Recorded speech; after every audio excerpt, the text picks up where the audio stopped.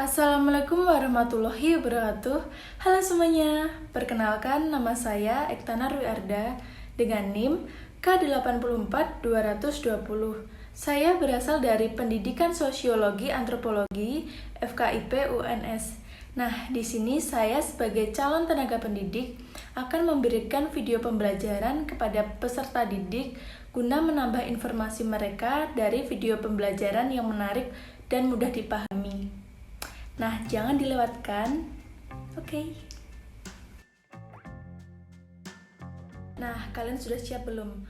Di sini ada 9 konflik sosial yang akan kita bahas.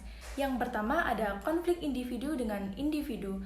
Konflik ini terjadi antar sesama individu. Misalnya pemain sepak bola dengan pemain sepak bola, karyawan dengan karyawan. Yang kedua, ada konflik antar negara. Konflik antar negara merupakan konflik sosial yang terjadi karena adanya perbedaan dari negara yang berselisih. Yang ketiga, ada konflik antarrasial. Konflik ini berupa perbedaan ras. Misalnya diskriminasi ras yang berada di Afrika, yaitu apartheid politik. Yang keempat ada konflik antar kelas sosial.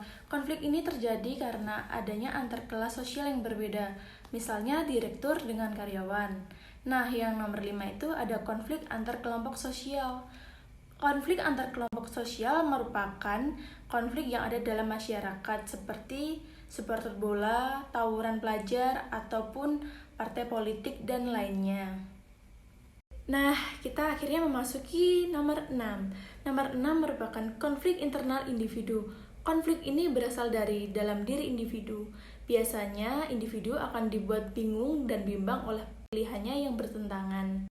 Untuk contoh kasusnya sendiri itu seperti anak dibuat bingung dengan pilihannya, yaitu mengerjakan tugas atau bekerja bakti di lingkungannya.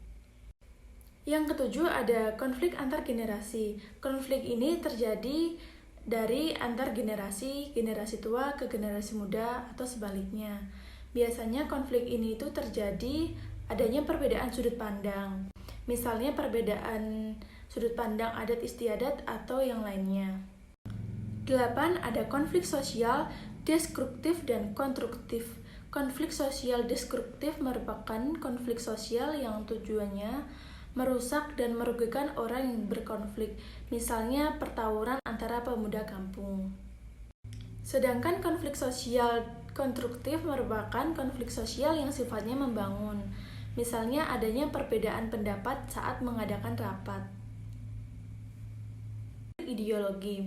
Nah, konflik itu terjadi misalnya antara pemilik perusahaan, konflik menjelang pemilu, dan antar keyakinan yang berada dalam masyarakat.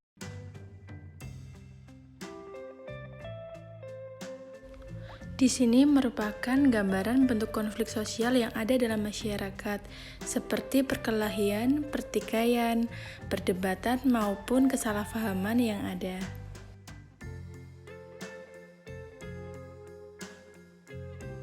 Akhirnya selesai sudah mengenai pembahasan 9 bentuk konflik sosial yang ada dalam masyarakat.